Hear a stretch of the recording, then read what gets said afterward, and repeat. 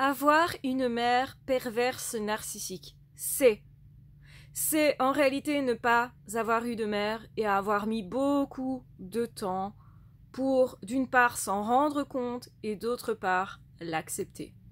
Est-ce qu'on accepte vraiment? C'est la question.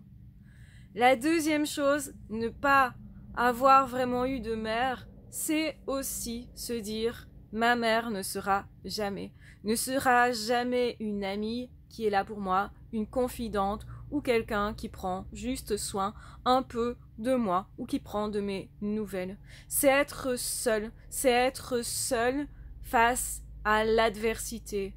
Et en plus, c'est avoir peur de voir cette mère parce qu'elle va en plus vous dégrader, vous humilier, vous rabaisser et être elle-même l'adversité.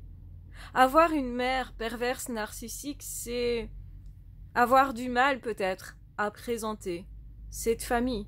C'est avoir du mal à parler de son enfance. C'est souvent avoir eu des traumatismes à répétition. C'est avoir beaucoup de blessures. C'est aussi attirer les personnes qui ressemblent à cette mère. Et c'est avoir peur d'être soi-même mère parce qu'on a peur d'être comme cette mère. Avoir une mère comme ça, c'est parfois aussi mettre de côté tout ce qu'on a vécu et être dans le déni, nier le passé, nier la douleur parce qu'en fait, elle est trop difficile à regarder en face.